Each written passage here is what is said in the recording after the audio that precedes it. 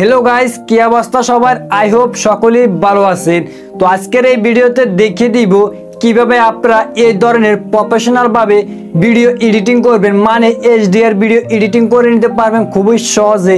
যে কেউ দেখলে অবাক হয়ে যাবে কিভাবে এই ধরনের ভিডিও এডিটিং করছেন। তো ভিউয়ার্স, আজকের ভিডিওটি আপনি না টেনে সম্পূর্ণ দেখতে থাকুন, আমি আপনাদেরকে স্টেপ বাই স্টেপ মোবাইল স্ক্রিনে দেখিয়ে দিই। তো ভিউয়ার্স, চলে আসলাম আমি মোবাইল স্ক্রিনে। এখন আপনাদের ছোট্ট একটি অ্যাপ্লিকেশন ডাউনলোড করে নিতে হবে। ডাউনলোড করার জন্য আপনারা গুগল প্লে স্টোরটি ওপেন করবেন। গুগল প্লে স্টোরে আসার পর আপনি দেখতে পাবেন উপরে সার্চ বক্স অপশানে আপনি ক্লিক করবেন। ক্লিক করার পর এখান থেকে আপনি মোশন নিনজা লিখে দিবেন। মোশন নিনজা লেখার পর এখান থেকে আপনি সার্চ দিয়ে দিবেন। চার্জ দেওয়ার পর দেখতে পাবেন একটি অ্যাপ্লিকেশন চলে আসবে। এই অ্যাপটি আপনি অবশ্যই ডাউনলোড করবেন। অবশ্যই আপনি এই লোগো দেখে ডাউনলোড করবেন। তো অলরেডি আমরা ডাউনলোড করে রেখেছি। এরপর আপনি অ্যাপ্লিকেশনটি ওপেন করবেন। তো আমি ওপেন অপশানে ক্লিক করলাম। ক্লিক করার পর অ্যাপ্লিকেশনটি আমি অলরেডি গাইস ওপেন করে নিয়েছি। তো এরপর আমি আপনাদেরকে স্টেপ বাই স্টেপ দেখিয়ে দিব কীভাবে আপনারা খুব সহজে আপনাদের ভিডিওগুলো আপনারা এইচডিআর ভাবে এডিটিং করবেন। তো এরপর এখান থেকে অ্যাড শো অ্যাডটি আমরা এখান থেকে করা সেখানে ক্লিক করে দিব। তা আমি এখান থেকে সাউন্ডটা একটু কমিয়ে নিই।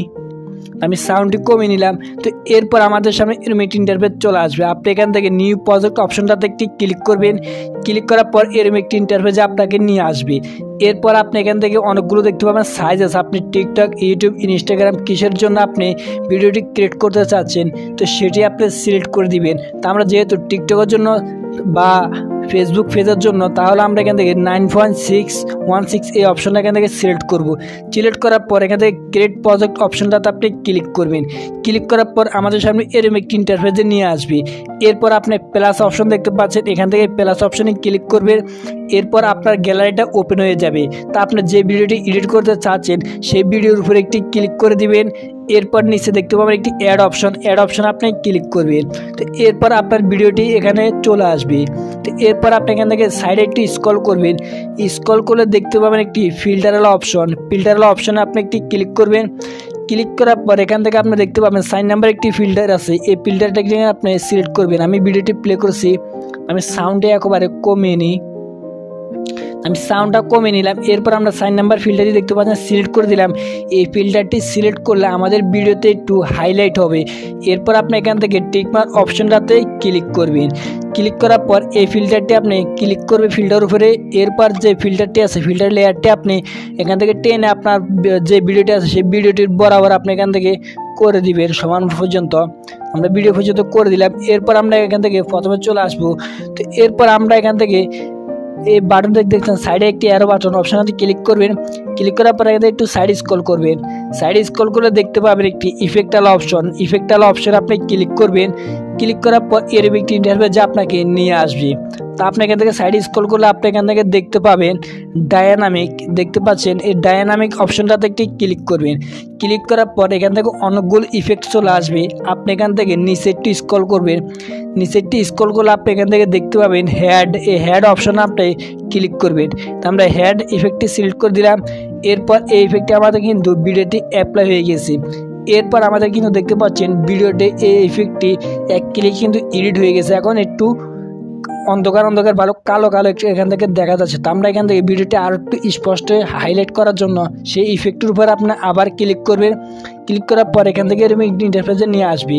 তো আপনি এখান থেকে একটু নিচে আসবেন। নিচে আসার পর দেখতে পাবেন একটু অপাসিটি এখান থেকে দেখতে পাচ্ছেন বাড়ালে এখান থেকে আমাদের ভিডিওটি, আমি এখান থেকে ভিডিওটি শুটতে নিয়ে যাচ্ছি।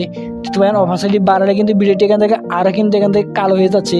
আমরা যখন অপাসিটি একবার এখান থেকে কমিয়ে দিব তাহলে কিন্তু আমাদের কিন্তু ভিডিওটি এখান থেকে অপাসিটি কমানোর কারণে আমাদের ভিডিওটি আর একটু স্পষ্ট হাইলাইট দেখা যাবে। তো এরপর আমরা এখান থেকে টিকমার্ক অপশানে ক্লিক করব। ক্লিক করে দিলাম। এরপর আমরা এখান থেকে আবার টিকমার্ক অপশানে ক্লিক করব। ক্লিক করার পর এখান থেকে যে উপরে যে ফিল্টারটি আছে সেই ফিল্টার উপরে একটি ক্লিক করবেন। ক্লিক করার পর ফিল্টারটি আপনার ভিডিওর সমান আপনি এখান থেকে টেনে বড় করে দিবেন। আমি আমার ভিডিওটি এখান থেকে দেখতে পাচ্ছেন ভিডিওর সমান আমি এখান থেকে টেনে বড় করে দিয়েছি। এরপর আমাদের কাজ হলো এখান থেকে আমি ভিডিওটি প্লে করে আপনাদেরকে দেখাচ্ছি। তো তো ভিউয়ার্স আপনারা তো দেখতে পাচ্ছেন কি ধরনের একটি এডিট হয়ে গেছে, মাত্র এক ক্লিকে এডিট হয়ে গেছে।